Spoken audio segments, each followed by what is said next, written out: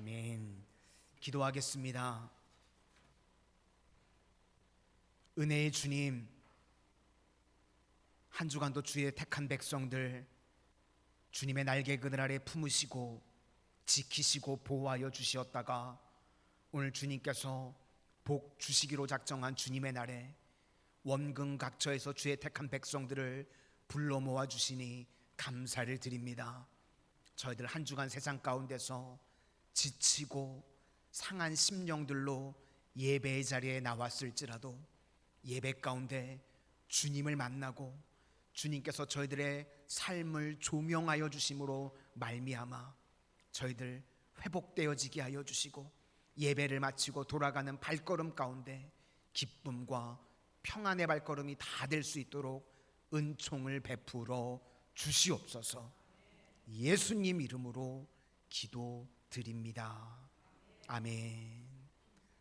우리 옆에 분들과 한번 인사하시겠습니다. 성령 충만하십시오. 강하고 담대하십시오. 오늘은 인생의 여백을 믿음으로 채우라, 인생의 여백을 믿음으로 채우라 라는 제목으로 하나님의 말씀 증거하도록 하겠습니다. 오늘 딱 제가 보이는 이 앞자리만 텅 비어 있어서 되게 신경이 쓰이는데 네, 이유는 뭔지 모르겠는데 제 타익이 거기까지는 안 튈 텐데, 그렇죠? 이제 우리가 출애굽기 25장부터 읽으면 사실 좀 지루하다 이런 느낌을 받게 됩니다. 왜 그런가 하면 성소 또 성막을 만드는 작업들이 쭉 나오기 때문에 그렇습니다. 그러면 왜 성경에서 이런 것들을 자세하게 다루는가? 우리가요, 예수님을 알 수 있기 때문에 그렇다는 것입니다. 그래서 무엇이 핵심인지, 또 무엇이 원리인지, 무엇이 강조점인지 이런 것들을 알게 된다는 것입니다. 그래서 성소에 관한 내용은요, 사실은 예수님을 보여주고 있는 것입니다.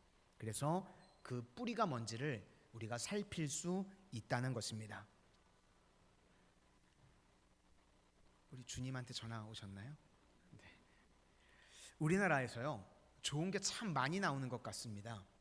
그래서 중국이 특별히 우리나라에 있는 것들을요 많이 베끼는 것 같습니다. 그런데 그 베끼는 것들을 통해서요 우리가 잘 느끼지 못했던 이 오리지널의 강점이 무엇인지 우리가 다시금 깨닫게 되는 것들이 있는 것 같습니다. 얼마 전에 봤는데요, 중국 화장품인데 설안수가 나왔습니다. 네. 보셨나요? 저는 사실 얼핏 보고 설화수인 줄 알았거든요. 자세히 봤더니 설안수입니다. 네. 그래서 그걸 통해서요, 설화수라는 화장품이 굉장히 좋은 거구나, 그 가치를 알게 된다는 것입니다. 또 치킨 가운데요, 교춘 치킨이 있습니다. 들어보셨나요? 혹시 드셔보신 분 계신가? 네. 교촌 치킨의 맛이요, 아마 중국 사람들의 입맛을 매혹시킨 것 같습니다. 그래서 교춘 치킨이 나왔습니다. 또 우리 믿는 사람들은 술은 안 마시지만요, 술도 찾아보니까요 참 일슬이 있습니다. 네. 우린 참 이슬인데, 그죠? 얼핏 보면 병 색깔도 똑같고요, 똑같습니다. 참 일슬. 네. 그러니까 중국 사람들이 참 이슬을 좋아하는구나 이런 생각들을 갖게 됩니다. 무슨 이야기입니까? 가짜를 보면요 진짜가 더 잘 보인다는 것입니다. 도대체 진짜가 무슨 가치가 있길래 이런 것들을 베꼈을까? 그런 것들을 알게 된다는 것입니다. 그런 의미에서 오늘 목적은 예수님입니다. 우리가 성소를 통해서 오늘도 예수님을 만나는 은혜의 시간들이 되시기를 주님의 이름으로 축원합니다.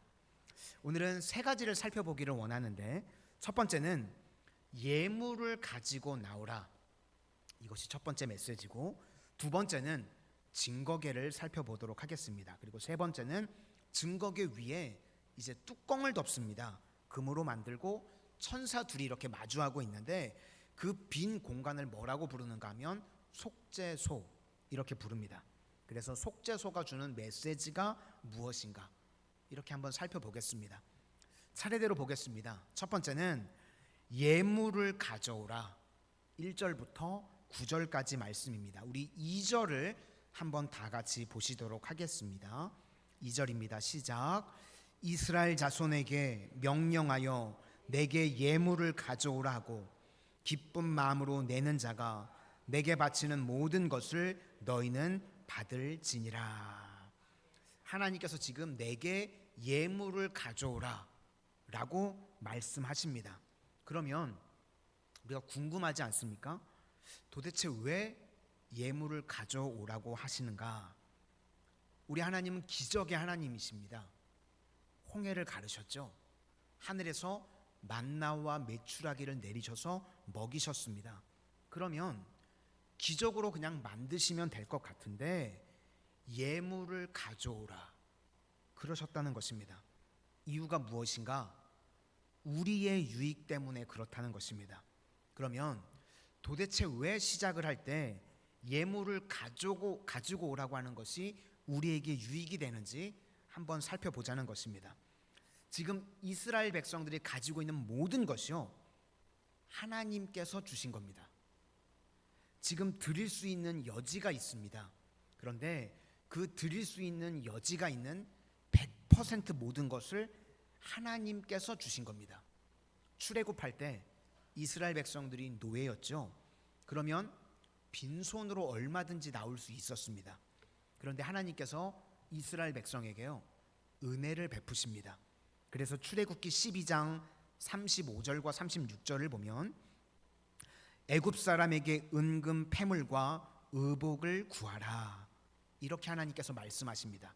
그리고 하나님께서 애굽 사람들에게 이스라엘 백성에게 은혜를 입히게 하사 그들이 구하는 대로 주게 하심으로 그들이 애굽 사람의 물품을 취하였더라. 그러니까 지금 이스라엘 백성들이 가지고 있는 금, 은, 패물 다 하나님께서 주신 것입니다. 그리고 그걸 가지고 이제 광야에 나왔습니다. 그리고 가지고 있는 것 중에 예물을 하나님께 드리라. 이것이 첫 번째 명령이었습니다. 이 사람들이요, 굉장히 많은 은금, 패물을 가지고 나왔을 것입니다. 그런데요, 우리 성도님들 광야에서 이 은금, 패물이 쓸모가 있습니까?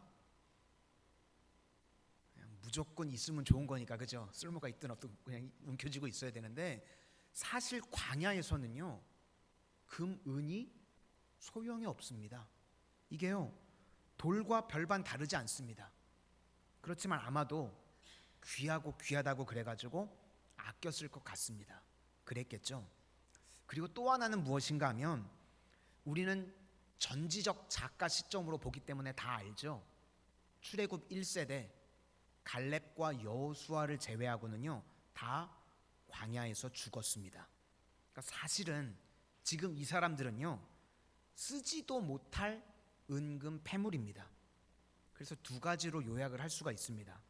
그들이 애굽에서 가지고 나온 은금 패물, 일단은 무거운 돌멩이고요, 두 번째는 가치가 있다고 할지라도 쓰지도 못하는 것입니다. 그런데 딱 한 번 지금 은금 패물을 쓸 수 있는 기회가 있었는데 바로 이 장면입니다. 오늘 본문 하나님께서 너희들이 가지고 있는 것 중에 예물을 내게 주라. 그럴 때 예스하고 순종했으면요, 그것이 가지고 나온 유일한 사용처였다는 겁니다. 유일하게 하나님께 영광을 돌릴 수 있는 길이었다는 것입니다. 언젠가 제가 나귀는 하나님께 제물로도 드릴 수 없다고 그랬었습니다. 그랬죠? 그런데 예수님께서 새끼 나귀를 끌고 오라고 말씀하십니다. 주께서 쓰시겠다 하라. 그때 예스 하니까요, 그 나귀가 쓰임을 받게 됩니다. 그러니까 쓰임 받는다는 것이 무엇인가 하면 사실은요, 타이밍이 중요한 겁니다. 그런데 그 타이밍을요, 내가 정하는 것이 아니라 하나님께서 정하시는 것입니다. 우리가 다 지금 가지고 있는 것들이 있습니다. 다 하나님께서 주신 것들입니다. 그런데 하나님께서요, 예물을 드리라, 그렇게 말할 타이밍이 있다는 것입니다. 그것에 맞추면요, 잘 쓰임 받는 것이고, 맞추지 못하면 돌멩이와 불과하고 쓰지도 못하고 죽게 된다는 겁니다. 쓸 수 있는 기회가요, 이스라엘에게 지금 딱 한 차례 있었습니다. 사용한 사람이 있었고요, 사용하지 못한 사람이 있었을 것입니다. 여기서 어리석은 사람과 지혜로운 사람이요, 갈라지게 된다는 것입니다. 이것이 신약에 오면 부자 청년과 삭개오도요 똑같습니다. 똑같이 예수님께서 그 둘을 부르셨죠. 부자 청년은 다 갖춘 사람입니다. 그때 재산을 팔아서 가난한 자들에게 나눠주고 나를 따르라 말씀하십니다. 예수님의 12제자 중에 한 명이 될 수 있는 엄청난 찬스였습니다. 그런데 이 사람은 재물이 많은 고로 슬픈 기색을 띠고 근심하면서 갔다는 것입니다. 쓰임받을 수 있는 기회를 놓쳤습니다. 그리고 그의 인생에 다시는 이런 기회가 오지 않았습니다. 예물을 바치라, 똑같은 것입니다. 내 몸을 바치라. 그런데 머뭇거리다가요, 놓쳐버렸다는 것입니다. 반면에요, 그 당시에 욕을 먹던 대표적인 사람들이 세리, 그 중에 삭개오는 세리장입니다. 근데 누가복음 19장에 보시면 예수님께서 삭개오에게 나무에서 내려와라, 내가 오늘 내 집에 유하여야 되겠다, 그 말씀에요, 예수로 반응합니다. 그리고 더 나아가서 내 재산의 절반을 가난한 자들에게 제가 주고 혹시 제가 토색한 게 있으면 4배나 갚겠습니다. 이것 자체도 대단하죠. 그런데 더 중요한 게 그 다음 말씀입니다. 오늘 구원이 이 집에 이르렀다. 너도 아브라함의 자손이다. 이유가 무엇인가? 예수님께서 요청하실 때 삭개오는요, 받아들인 겁니다. 그러니까 이것이 능력이 있는 모습이 되는 것입니다. 우리도요 똑같습니다. 주님께서 우리 각자를 부르실 때가 있습니다. 예물을 드려라, 헌신해라. 그럴 때 내 타이밍에 맞추면요 무너집니다. 그런데 하나님의 타이밍에 예스하면 쓰임받게 된다는 것입니다. 이스라엘 백성들도요 딱 한 번일 줄 몰랐습니다. 그런데 사용 안 하니까 돌멩이고 사용 안 하니까 아무것도 아닌 것입니다. 그러니까 주님께 부르실 때 순종하는 것이 이렇게 중요하다는 것입니다. 성경을 보면요, 예수님이 우리의 신랑이라고 그러고 우리가 신부라고 그러죠. 그런데 남자들이요 잊지 못하는 여자가 있다고 그럽니다. 외모가 뛰어난 여자를 못 잊는 게 아니라 남자가 어려울 때요 믿어주는 여자랍니다. 어려울 때가 어떤 때이죠? 나도 나를 믿을 수 없는 때입니다. 가장 바닥에 있을 때. 그런데 나의 현재를 믿는 것이 아니라 아무것도 없는데 그 여백을 믿어주는 겁니다. 그럴 때 남자들이요 못 잊는다는 것입니다. 지금 하나님께서 우리에게 말씀하시는 것이 무엇인가? 지금 하나님께서 실제적으로 이스라엘 백성들에게 뭘 이루어 준 게 아직 아무것도 없습니다. 여백이죠. 그런데 그 여백에 예물을 드려라. 이것이 무슨 뜻인가 하면 여백을 신뢰로 채우는 것부터 시작을 하라는 겁니다. 우리의 신앙의 출발이 아름다운 출발이 되기 위해서 뭘 응답받고 뭘 채워주고 그것이 아니라 먼저 우리의 여백을 믿음으로 채우라는 겁니다. 그것이 예물을 드리라라는 것입니다. 그때 네 그러겠습니다. 그러면 우리 인생이 영광스러운 인생이 될 수 있다는 것입니다. 오늘도 예배드리는 성도님들 가운데요 고난 가운데 또 어려움에 처한 성도님들도 아마 계실 것입니다. 물론 우리가 고난과 어려움 가운데 있을 때요 그때가 주님을 만날 기회입니다. 우리가 어려울 때 주님을 찾죠. 그것도 물론 중요하지만 더 중요한 것이 무엇인가? 넉넉하고 별 문제가 없을 때, 그때가 우리 인생의 여백입니다. 그때 믿음으로 채우는 것이 중요하다는 것입니다. 이런 이야기가 있습니다. 배고플 때는 장 보지 마라. 배고플 때 장 보면요, 다 맛있어 보여서요, 그냥 이것저것 주워 담게 됩니다.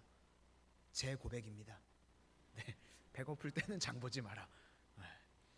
뭐 배고플 때 가니까요, 뭐 그냥 이것도 맛있고 저것도 맛있고 막 다 주워 담게 되더라고요. 근데 배를 좀 채우고 가니까요, 이성을 잃지 않아요. 딱 사야 될 것만 장을 봅니다. 서양 속담에도요, 저녁에 의자를 사지 마라. 저녁에는 다 지쳐 있으니까요, 아무 의자나 앉아도 다 편안하게 느껴집니다. 그런데 그럴 때 사면 좋은 의자를 살 수 없다는 것입니다. 또 이런 이야기도 있습니다. 외로울 때 사람 만나지 마라. 너무 외로울 때 사람을 만나면요, 거지 같은 사람도 다 멋있어 보입니다. 그렇죠? 그러다가 제정신 돌아오면 내가 미쳤지, 뭐 이렇게 되는 거예요. 그러니까 너무 외로울 때는요, 사람 함부로 만나는 거 아니라는 것입니다. 주님께서 우리의 삶의 기준을 어디에 두라고 하는가 하면, 우리가 넉넉할 때, 코너에 몰리지 않았을 때, 시작할 때, 그때 아무것도 없을 때 그 여백을 믿음으로 채우라. 믿음을 채우는 것으로 시작하라라는 것입니다. 그래서 우리의 삶도요, 하나님께 예물을 드리는 것부터 시작하는 겁니다. 예물을 드렸다는 것은요, 이런 뜻입니다. 내 삶에 아무것도 없는 여백 속에 믿음을 채우는 것부터 제가 시작하겠습니다. 이것을 주님께서 원하신다는 것입니다. 이 길을 걸어가는 하나님의 거룩한 백성들이 다 되시기를 바랍니다. 그러면 실제로 이스라엘 백성들이 예물을 드렸을까요? 안 드렸을까요? 저만 궁금한가요? 네.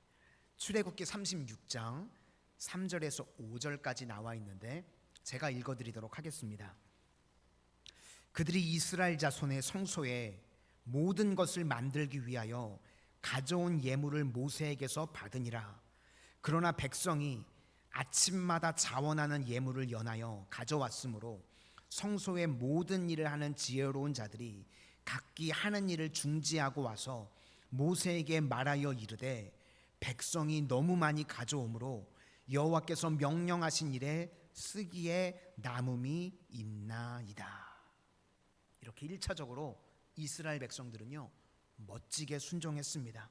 자신의 삶의 여백을 믿음으로 채우는 일로 시작을 했다는 것입니다. 우리도 삶의 코너에 몰려 있을 때 그때 내리는 결정으로 기준으로 삼지 말고 시작부터 삶의 여백에서 믿음으로 출발할 수 있는 하나님의 거룩한 종들이 되시기를 바랍니다. 두 번째는 증거궤 또는 언약궤, 그리고 또 우리가 법궤라고 부르는데, 이 증거궤라고 부르는 이유는요, 증거판을 집어넣는 궤다. 그래서 증거궤라고 그럽니다.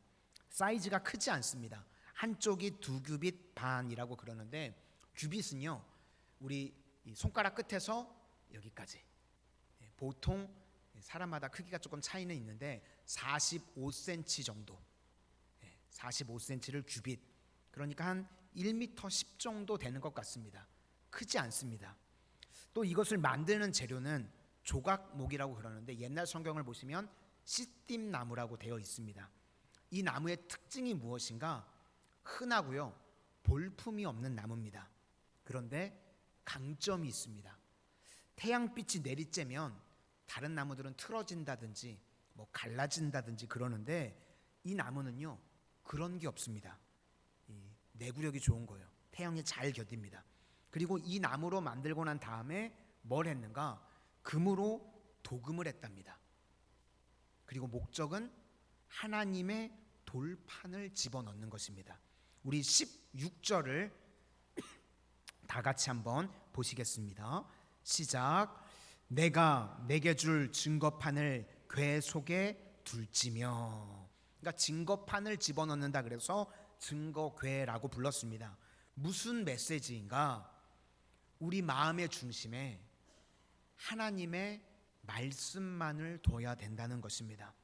여기서요, 영적 예배를 드리는 방법이 나오는데, 우리 마음에 하나님 말씀만이 있어야 된다는 겁니다. 그런데 우리 마음속을 들여다보면요, 하나님 말씀 말고 너무나 많은 것들이 들어 있습니다. 세상의 가치, 사업, 가정, 건강, 뭐 여러 가지 야망, 이러한 잡다한 것들이요, 우리 마음에 다 가득 차 있습니다. 그래서 우리 마음을 열어보면요, 마치 판도라 상자 같습니다. 뭐가 나올지를 모릅니다.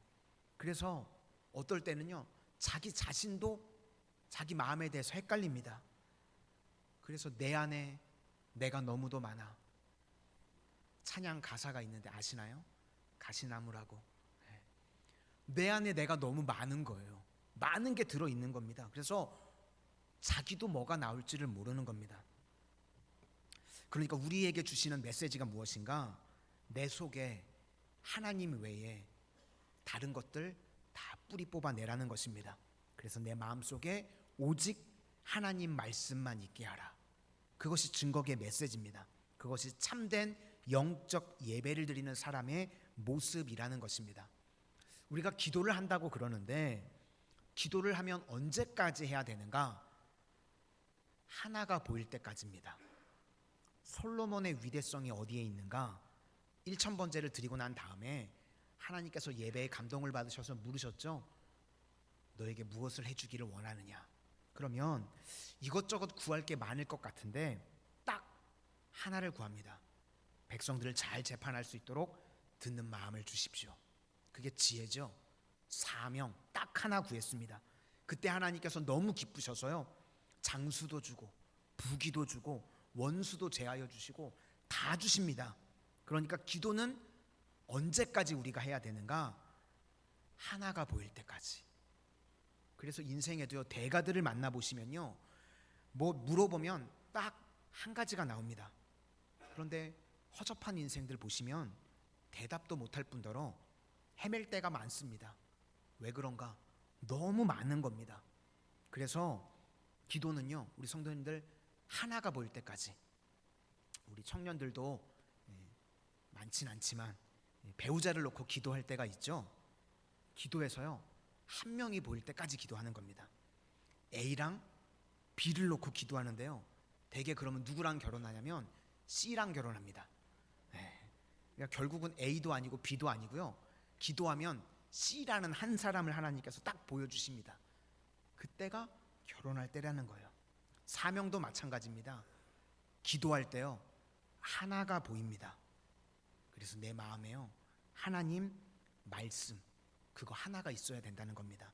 에베소서 4장 5절과 6절을 보니까 주도 한 분이시오, 믿음도 하나요, 세례도 하나요, 하나님도 한 분이시니. 하나가 되는 겁니다. 하나 붙드는 것이요, 파워가 있습니다. 그것이 우리 신앙의 내용이라는 것입니다. 우리 성도님들 다 아시는 토끼와 거북이 이야기가 있습니다. 다 아시죠?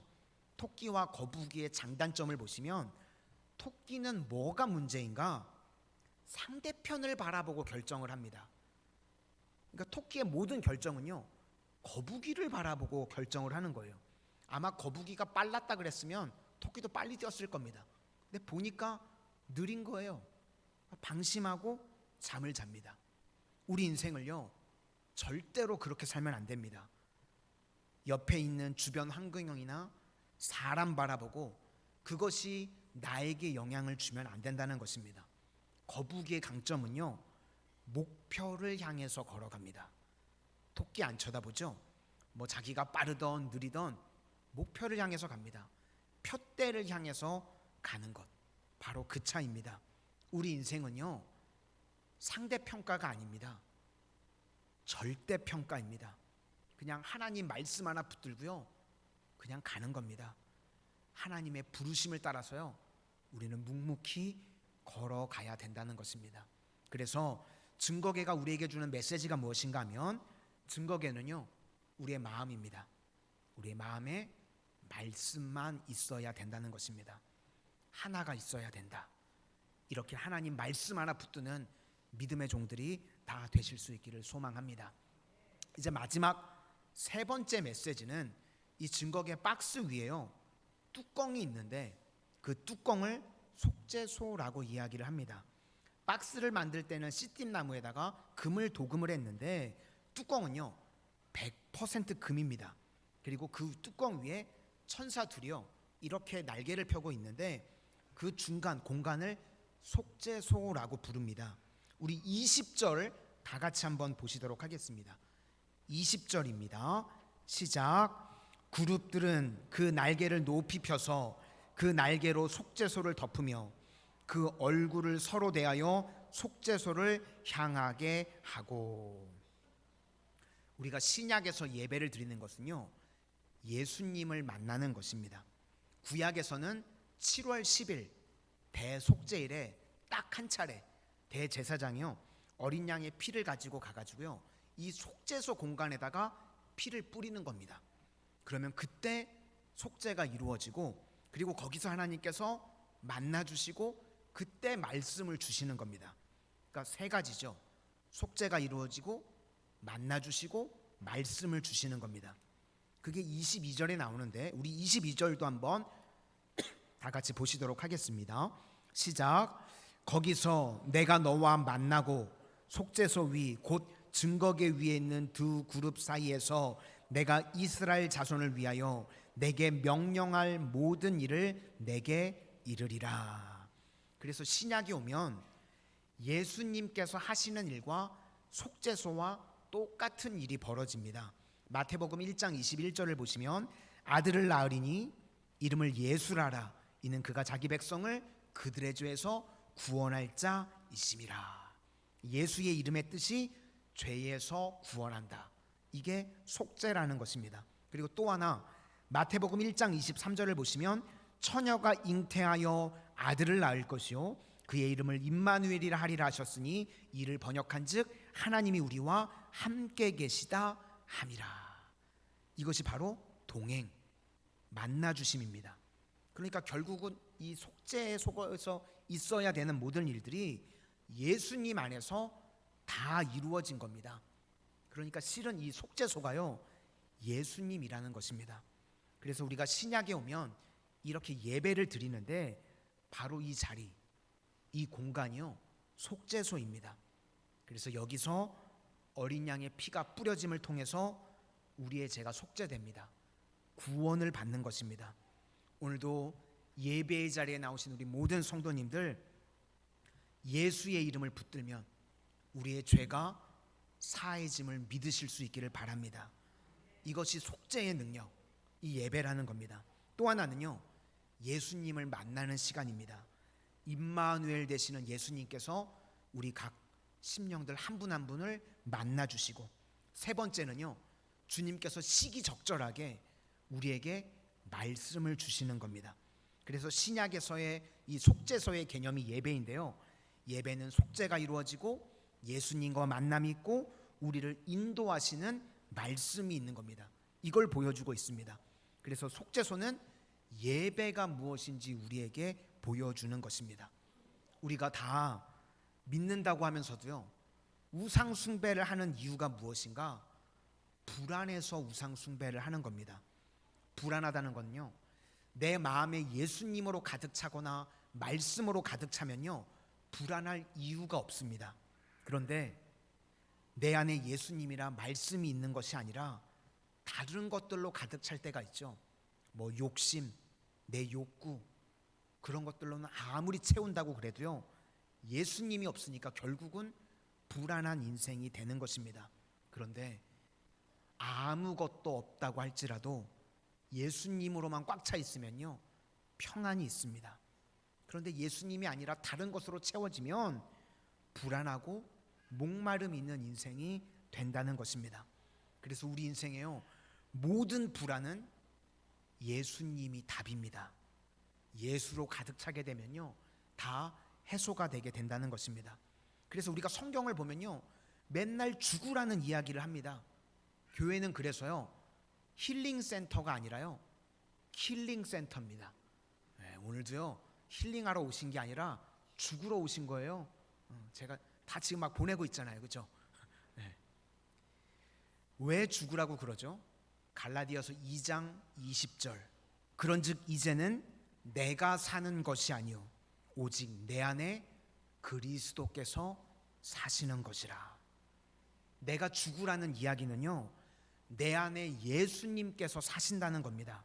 그러니까 하나님께서요, 더 좋은 것들로 우리에게 채워주신다는 것입니다. 그래서 우리 성도님들 인생을 살아가다가 하나님께서 나에게 죽으라고 그러실 때가 있죠.